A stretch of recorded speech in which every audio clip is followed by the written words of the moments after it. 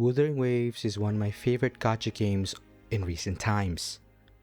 A game that had a very scuffed release with bugs galore, optimization issues, and a lackluster story that now has become one of the most prominent gacha games of all time. That success came from a lot of different factors, but in my eyes, it can be traced to the success of one of the most important version of Wuthering Waves, version 1.3, or what I call the Black Shores update.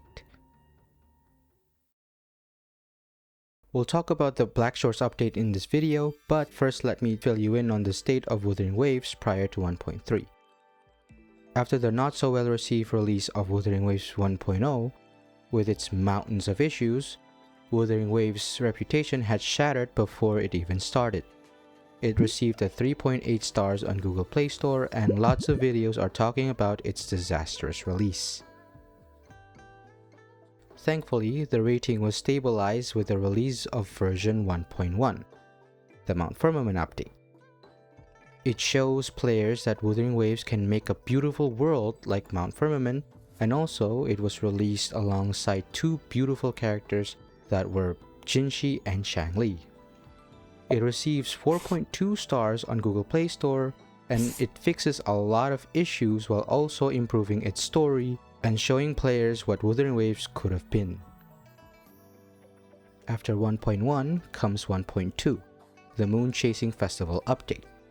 This update acts as a compensation update, because at this time the player receives a free 5-star character that was Shangli Yao.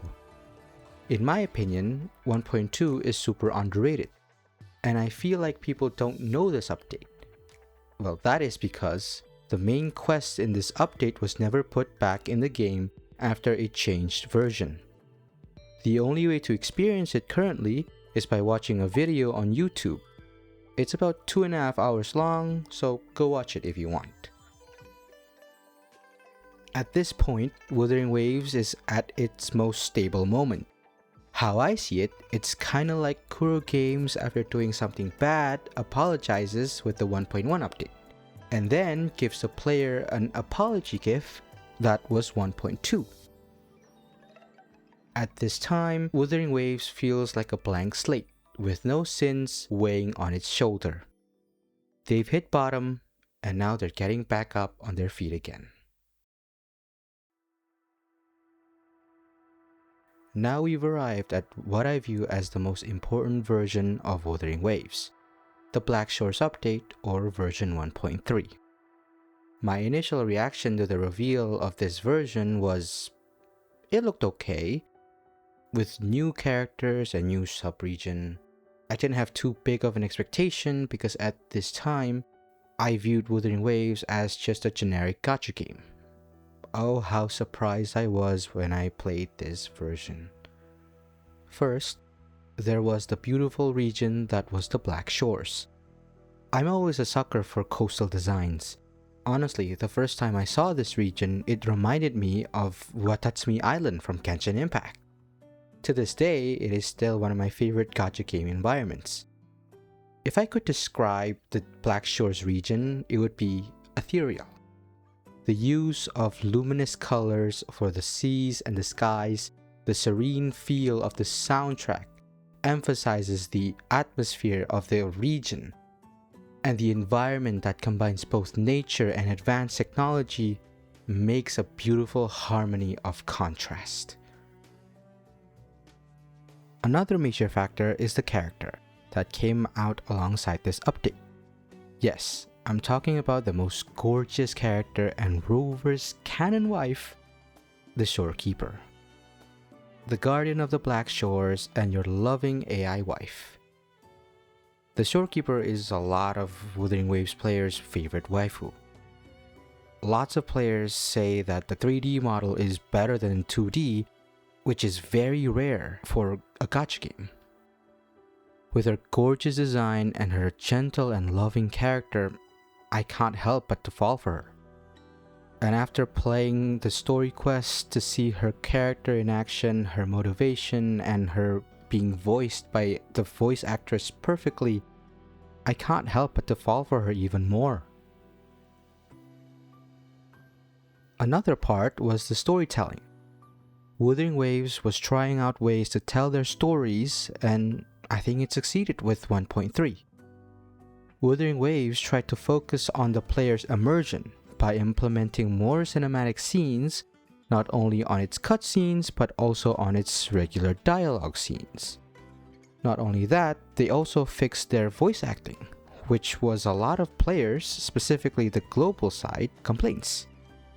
This update paved a trajectory that later version used and perfected.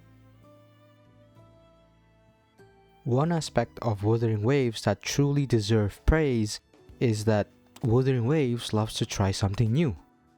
In my opinion, this is one of the big factors for its success. I remember playing through 1.3 and was completely amazed by these QTE sections. Target confirmed. Chief Steward. Please go. Don't look back. It was a really cool moment, and at that time I remembered seeing lots of posts on that scene, on both Instagram or Twitter. That by itself actually put Wuthering Waves back on lots of gacha players' radar. And lots of them actually came back to give Wuthering Waves a second chance. After this update, it feels like Wuthering Waves is back on their feet, and they have started running. With the success of 1.3, the rating skyrocketed from 4.2 to 4.9 on Google Play Store, which is crazy considered this was only 4 months after its release, bringing back life to what Doom Poster called it, a dead game. Looking back, I genuinely think that version 1.3 was a turning point of Wuthering Waves. It wasn't just another update with a new region and new characters, it was the moment the game found its identity. The Black Shores delivered an unforgettable atmosphere.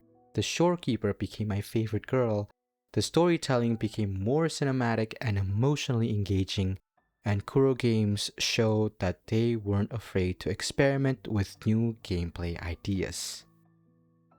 Most importantly, this update restored players' confidence.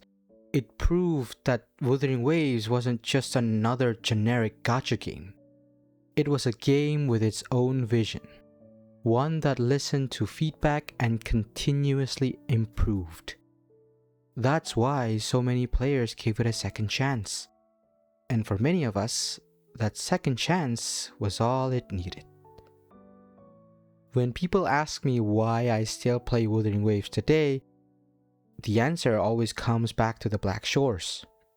It was the update that transformed my opinion from "this game is okay" to "this is something special." It laid the foundation for everything that came after. And in my eyes, it is still one of the greatest updates the game has ever received.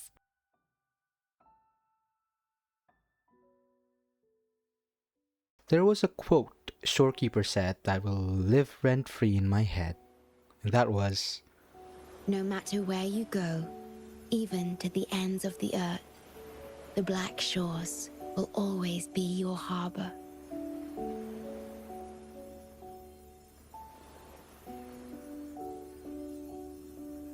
No matter how far you go, I will always be here, watching over you. Could this feeling be love?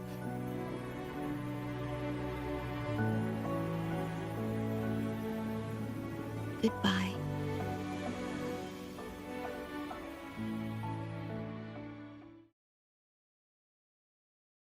Thanks for watching this video.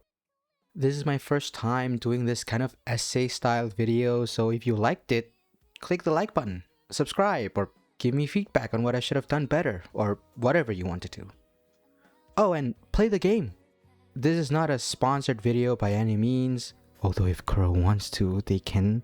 But I meant by what I said about Wuthering Waves being my favorite gacha game in recent times, and I want all of you guys to experience this amazing game. Oh, And also, by the time this video aired, the 3.5 update should have already been released. So it's a perfect time to jump in, whether you're a new or returning player. Oh, and that new Yang Yang looks absolutely gorgeous. That's it. Thanks for watching and journey well.